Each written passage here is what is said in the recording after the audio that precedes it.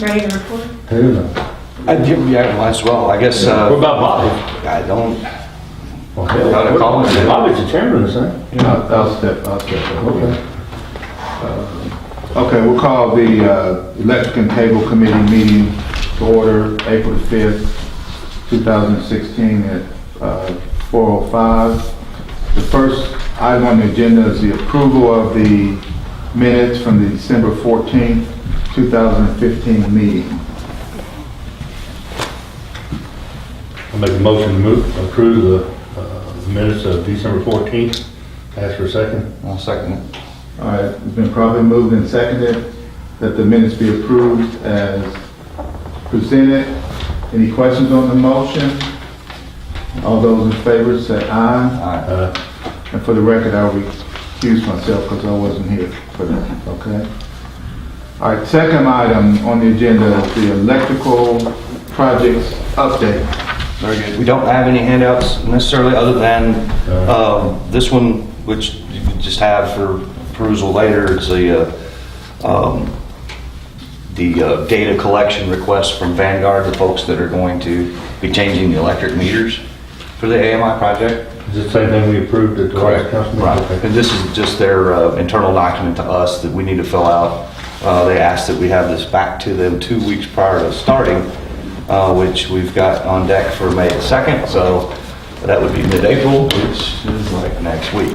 So funny how time flies. But we've got David Evans with the GIS stuff over there and the home looking this over. And we probably will have to involve the billing company to extract some of this. And that's just a support call that we make and say, hey, here are the fields we need. So I need to get them a copy of this as well. Tracy Hudson has volunteered to make that contact with them. She just doesn't know it. So Works for me. when we get done with this meeting here, which will be very short, I got to circle back to her.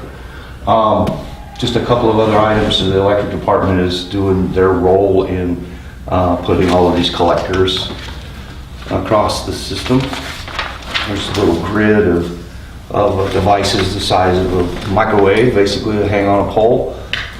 There's a slightly smaller box that's connected to the fiber that is connected to the virtual collector, Versa collector, what VC stands for.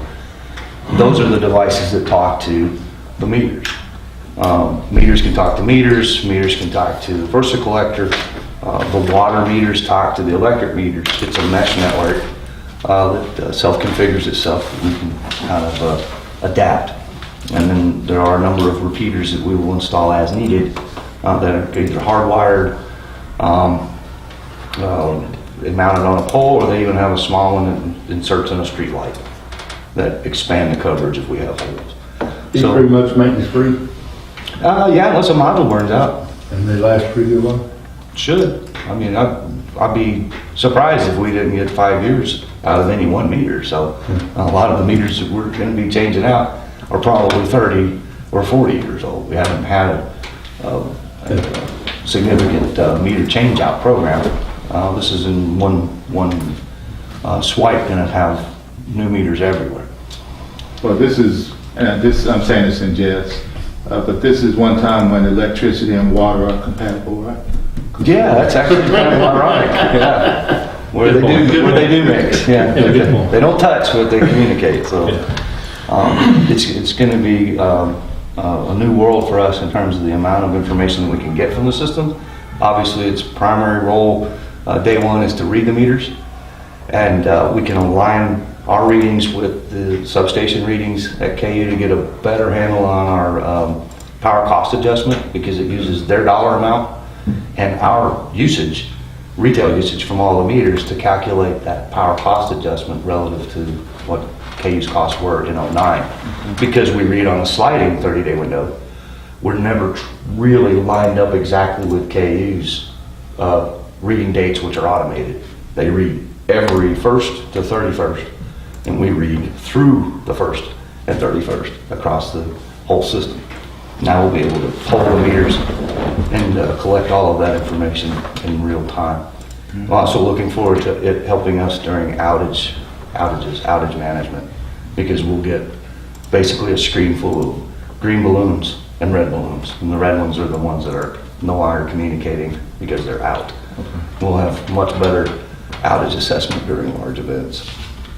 I think we can even, in the future, integrate information from an individual's meter to them if they are interested in, say, logging into their data for energy management purposes. If they want to try to maybe get an app for their phone that we might be able to develop that says, it's kind of like your little data limit on your phone. You can have it, when I hit 1,000 kilowatt hours, ping me.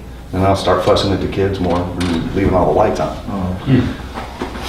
And it also, we bought 900 remote disconnect meters that we can have on apartments and things where there's a lot of turnover.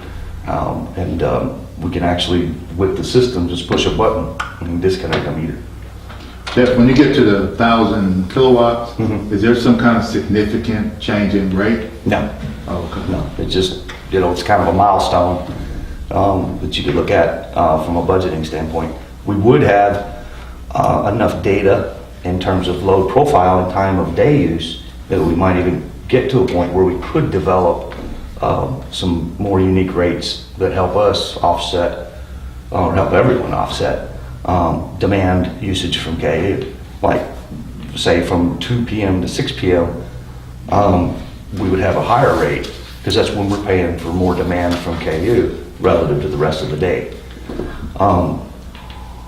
Because KU is so cheap, we haven't had to do that, but as KU continues to increase in cost, it may be prudent to research time of use rates. Excuse me. So folks could choose to, say, get a programmable thermostat for their air conditioner and say, hey, from 2 to 6, crank, set yourself to like 74, don't run, or very little, and then let it have that the rest of the, overnight is, when you want to go to sleep in the summer, crank it up right at bedtime and, be comfortable, but why have your air conditioner just run at a constant temperature all day, which adds to our cost and therefore passes on to them. It'll be another way to help folks manage their bill and our wholesale bill. So that's underway and going on, a joint effort between the electric guys hooking up the power for each one of those collectors, and the cable department, Mike's group, installing the fiber optic devices, culminating some design work Eric's been doing, Nahom's implementing the network side of it. It's a team effort. Is that it for electrical? We just got some miscellaneous things that are going on. Changing a power line over at Tower. Got the new Mexican restaurant hooked up. We're going to have to build a circuit into the industrial park now that Itsua is coming online, and they share that same circuit with Tower, which is a large load, NPR and Jonan America. So that one we may have to do kind of an emergency design on, but that might go in next year's budget, might go in this one. And then the FEMA project is done, and we've submitted all the paperwork. We think everything's sufficient to get reimbursed for the Demery Guthrie project. We made the deadline? Yes. Good. Yeah. And how much are we talking about in the way of reimbursement? It's $500,000? no, the whole grant was $380,000, and our share is like 12%, Oh. 12 or 13%. So we get 87% of $380,000 back. Cable projects. Yeah, about 3. We're ready for that. Any questions on electric stuff? You said cable? Yeah, cable construction projects? Yes. Okay. Okay. Mentioned our work there with the support of the AMI project. The fiber to the home builds are in some state of progress, whether it's Irish Ridge Road, the line out to Mod. The judge asked us to accelerate a build out in Boston for the sawmill. They contributed some funds to that to get that piece constructed. Is that Bellwood Road? Yeah. this far end of Velvet Road. And the little hub, the optical node that it takes to run that area anyway, was part of this year's budget, so we didn't charge them for that. With that mile out to the sawmill, they funded that construction. But that puts us in a position to go on with the budgeted build up to Hurricane Hills. Mike and Eric have to, when we go build an area, I mean, we've got the paper maps, we know point A to B to C, but when it's just prior to construction, we also have to write it out and make sure we have the proper vertical clearances on all the poles. And if we don't, we have to issue make-ready requests to Salt River. That's been done on Irish Ridge and the mod project, and we're yet to do that review for the Hurricane Hills build. But we got a petition from who? Larry Hamilton? Larry Pate? And the Hurricane Hills Homeowners Homeowners Association. Association. They're kind of chomping up a bit, but they're lucky that the judge helped the sawmill out, which helps them out, but they still got to wait their turn in the process of what it takes to get the make-ready done. But that's a budgeted bill as well. Anything else in cable of significance? Person out there to Guthrie to work on that. Right, as part of the grant, the cable department had to incur its own costs for the relocation of those facilities underground as well. So come on over. Yeah, come on.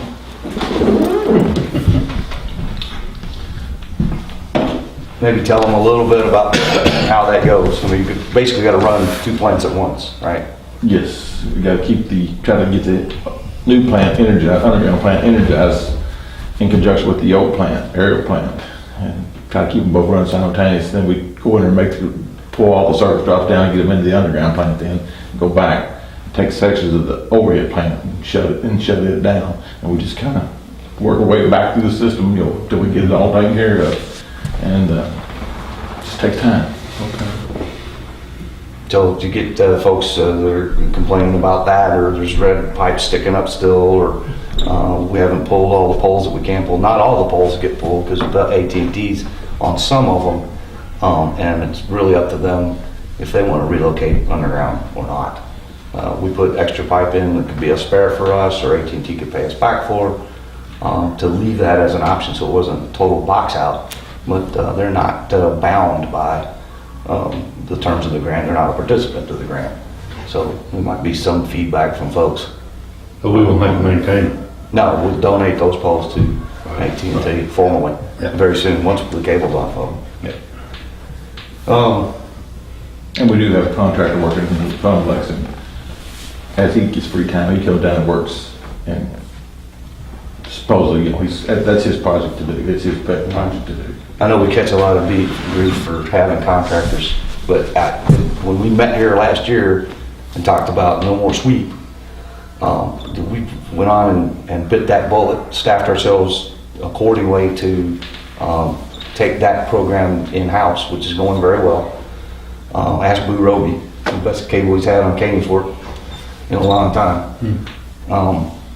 Through Jeff's efforts, Jeff Burries is our sole sweeping truck at the moment. And as some of this other construction stuff winds down, then we can dedicate more and more tech resources to sweep as the ones that are doing installs and construction type work now. The only subcontractor you got is one pulling hard line in it. Right, the construction contracts, the only one we have. Right, We don't have drop. That's the one I've seen. Right. That's one that I had a question about, but that, I mean, they weren't in the bargain when they weren't to be eliminated in that Right. process anyway. Right, we thought that, one day that's gonna wane. That construction program will wane, will be more of a service department. Why overstaff ourselves for something that we have to dial back? So it's kind of a balance Yeah. that I thought was appropriate. No problem with it. And it's nice having the sweep in-house, Yeah. because we get real feedback from the people that still have to fix it. The sweep contractor, he can sweep through, and And saving us money. it is. Yes. It is. And what about VOD? Video on demand, we launched it in February, and there's a whole lot of moving parts. If you get a chance to stop by the conference room whiteboard, there's a graphic of the VOD I system. was just in there. Yeah, that's, Larry Hamlin asked me, how many people in this building know what all that means? Well, maybe two. 2.5. They just got trained on it. Nahome got trained in Boston on it early February, and we had the folks from Boston come and train Eric and Mike Vidito on it last week. It's kind of like learning to play concert piano. I mean, it takes time and practice, and it's really more like an orchestra. We've got so many different pieces, parts, and players, and IT people have to watch the assets get loaded. RF people that have to know what a set-top box is telling a customer if it's giving them an error. But it's up and running. Side note, Sunday, the key component that talks to all the set-tops died. We've had it for several years. It does other things than just video on demand. It's the set-top communicator. But it crapped out, and so we've got one overnighting. It should already have been here. But video on demand at the moment is offline. And we get a few complaints, and that means people are using it.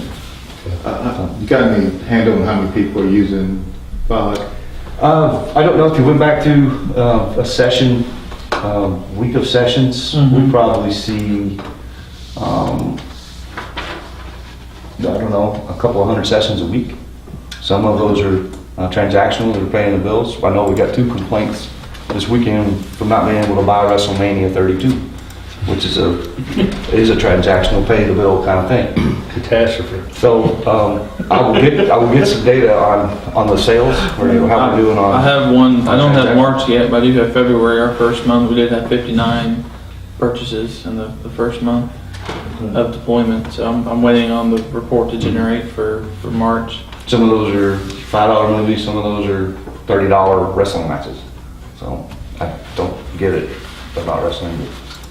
It's the folks that like it really like it. And we do get, so we do get a percentage of those purchases, depending on the cost breakdown of what they set. Well, we can deliver it. You haven't experienced life until you've been to a wrestling match. I've taken my kids a couple of times. I used to work at the Sports Center in Owensboro. It was always a fun time. Yeah, I was back in Tojo Yamamoto time. How far I go back. Okay. Anything else on VOD? Okay. All right, the next fiscal year budget items. It's going to look a lot like this year. It won't have the FEMA grant in it. I'm speaking to electric. It won't have some of the construction projects that are falling out now, like out on Riggs Boulevard, unless they develop another phase. So it's always kind of fluid. We get our best crystal ball out and try to predict, or at least account for, projects of certain magnitude, so they're allocated. And sometimes other things happen, and sometimes we don't get to the ones that are listed. But we budget about what we think we can bite off. No major projects. Trying to catch everything else up. Yeah, well, we are planning on that circuit, whether we put it in this one or try to fund it out of this one or put it in next year's, for the industrial park. The revamp of the Barton substation is still in this year's budget. We don't know if we're going to get to it and may have to transition it to the next budget. We have some parts or something we have to be putting in that to upgrade them. Yeah, some breakers. We've got a lot of the parts, but we still have to coordinate with KU on the That's already outage. been funded. Right. Okay. Right, but we're missing our window of taking the station offline, like right now, because it's the cooler weather is when you can. And come about May, we won't be able to take it off. We do some of the prep work, so it might be a little bit of prep this time and wrap it in the fall. So the materials now and labor maybe in the fall, in the next fiscal budget. The digger truck, we'd like to put the digger truck back in this year's budget yet again. It's however that goes, it goes. We'd like to trade out the crew truck that we have that just has the regular bed on it for one like the rec department has. It's a crew cab, but it's got the utility bed on it. It's the exact same model. How old was that old truck? Probably 5 years, maybe not. I don't know the dates of that, but I can get that. And the mileage. Yeah, make, model. Yeah, maybe some mileage needed and the other department needs it. The surplus, and is it good shape? It's in great shape. Maybe so we can sell it to one of our other departments. It needs a truck, yeah. It's just, we don't have the stocking capability for all of our parts. Okay. That would make it easier to get the new truck, Okay. or you could soften it up, but Mhm. let it go somewhere else. Any others that jump out at you? This, again, trying to leverage some of the connectivity that we have in this electric plant to aid in outage management. We'd like to put fault indicators that communicate to us rather than the visual ones that we have to drive by and see if the light's blinking.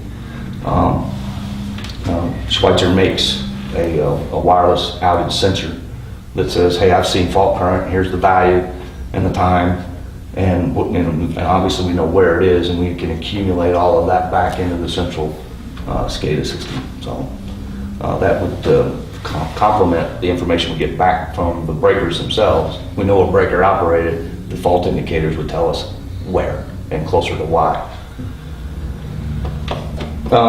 In terms of cable, we just keep right on going down the ranking list, which maybe we ought to forward.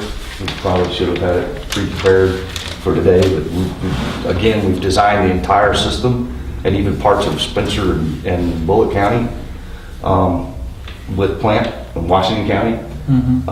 Anything that was lucrative, that looked like it was a decent build for part of Fred's 5-year plan when we left, we were just getting that done.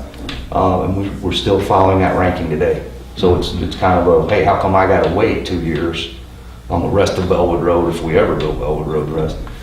Or who's next after? We're just still finishing up ones from this year, so Right. after the Hurricane Hills, more of the Boston area. Like Keith Knott Road area, some of down around Hilton Lane, places that when we broke it into subgroups, sub-budgets, there was a more lucrative section that was way better to build, and then the other section ranks a little further down the line, which that just was a way to get projects in our budget that we knew could be subdivided and not overdo any one year's budget. It's kind of a slow moving train to build out where it's still economical for us to do. Tejon Road is one like that. 480 is one like that.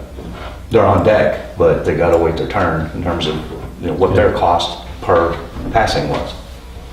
So, but we've got Hobbs Lane. You remember the British couple that came in about this time last year? They're on. We got them taken care of. And the Hutchins Ridge Road is complete. And I'm working on Irish Ridge. We got an easement from Jack Newcomb on what's the farm? This is, And Barnett's Farm? no, it's the one on the left, Pinkston. Thanks. Yeah, he had worked with her, she and he collectively given us permission to cross that, so that was the last log jam to finish Irish Ridge and Chunk of Plum Run where it butts in, so that's next. All the McReady's done on that. So, I think in terms of linemen in the electric department budget, you'll see an additional personnel request to add one more trainee. To replace the one that's lit? Yeah, well, we hired an apprentice to get us back to in reaction to Nick Marchberry leaving. Kurt Updike brought his medical release in today. He'll be back to work tomorrow.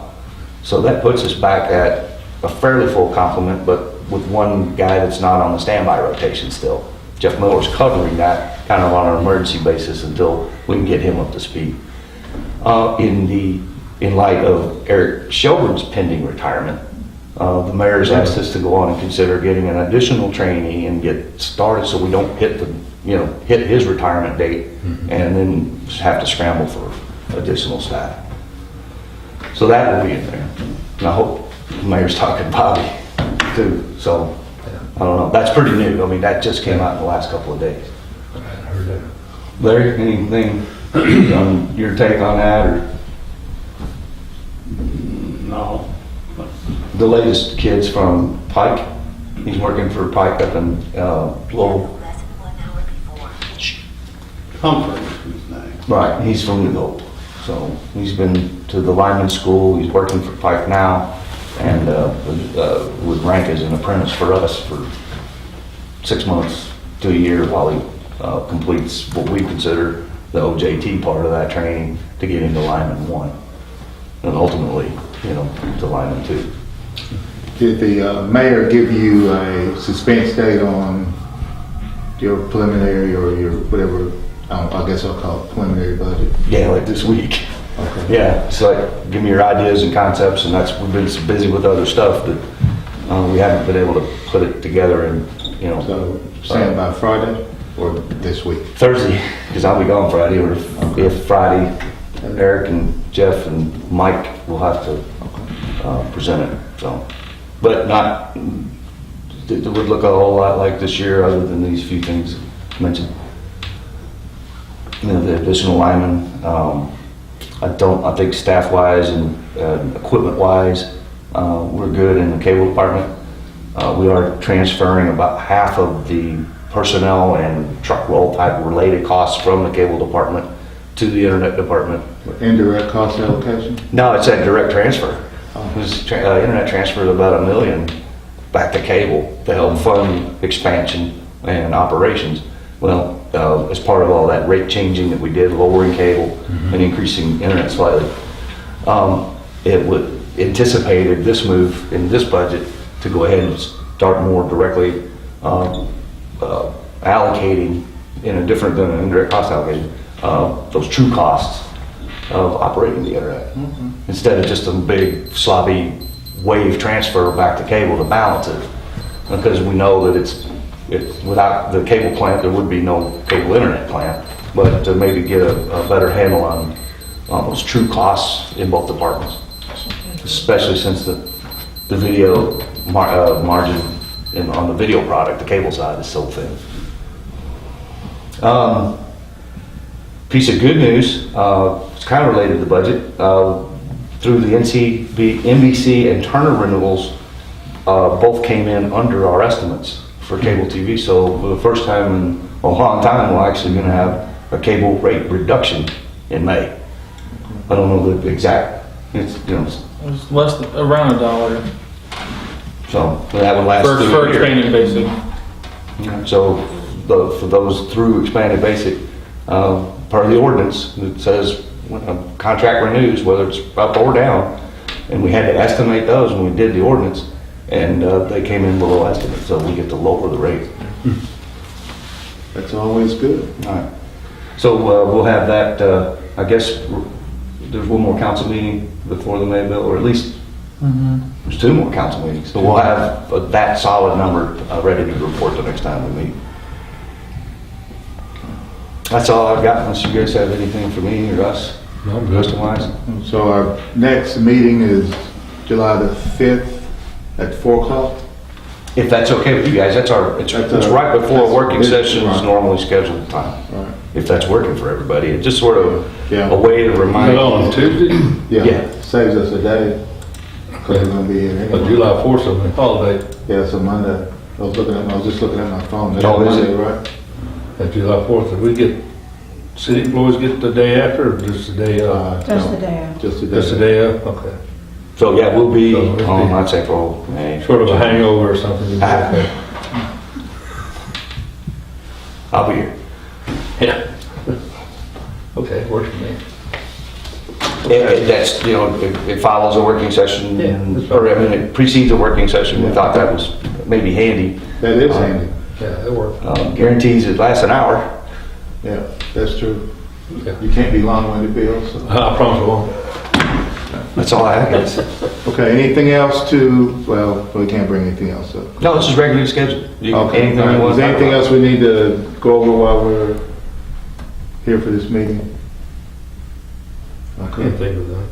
Larry, do you have anything? We're kind of open mic. Just that, fire department, talked about maybe another building, and how that relates to Jeff's operation is if they do move some equipment out of this fire station into a new one, then that'll give cable more room for the head end, which we need pretty badly. And staff. And staff, we don't It's really. gotta happen. I mean, we're having to spread out on the conference table for. It's either that or you're gonna have to build another building, and if we're gonna build a building, I'll just then move out of that building and transition the police and fire to a separate building, and then let you just have the whole building. We could use the space, we could put all the cable You're trucks gonna in have to, there. you can't keep expanding and adding and adding and adding. You know, what I mean, putting people in closets now. It's pretty tight. And I mean, we're fractured because Yeah. half of engineering, Nahom and I are back in engineering proper. And Eric and Mike, and the whole cable op, Tracy's office is in the other end of the building. And then the head end's back up there by engineering, so we walk a lot of miles in the hall. Yeah, we can't progress and expand like we're doing and not bring the buildings and everything else with it. It's kind of yeah, rather than the cable and internet departments trying to fund a structure somewhere, Yeah. let us help fund a Right, structure structure, we'll do that. that lets us have that space. I call it buying out the fire department. Now they'd have a small station here, still like a bay, Sure, like a and substation. Yeah, Right. it'd help our ISO rating too. when we could have the rest of the space. We could have all the cable stock, installation type You buy stock. regular fire engines, that save $400,000. I've heard that. You can't get special order of all your fire trucks to put them in the building because of Good size. the overhead and stuff, you can't raise it. I did not realize that. So we're gonna save that much by, cause we're getting ready to buy a big truck, a new truck, I think. It was already in the budget we moved it up a year, I think, I see. on the safety committee to. One of the things I heard is maybe the kind of first step is to find out the land acquisition piece of it. So, Where we got the land over there? Think they're kinda looking at that up there on Wilson, the first up the right. That's, every place you go has got a price and problems. And so we're not in a position to say, we don't know yet. We need to get with the Yeah. council and see if they're positive about the move before we don't know to answer the question. So location. Yes. Well, we certainly are excited about the use of the space for the cable internet operations, which if we were able to shift that way, that frees up even more space in City Hall as it grows. So it makes a lot of sense. And it's not just about building a new fire station. I agree with Larry, and he's looking for any place for saying where we're gonna go until we get it approved to go. If we can't get it approved, then we'll worry about it. Glad you mentioned that. Thank you. That's all I have. Okay, we're adjourned. Thank you all. Thank you. Appreciate you.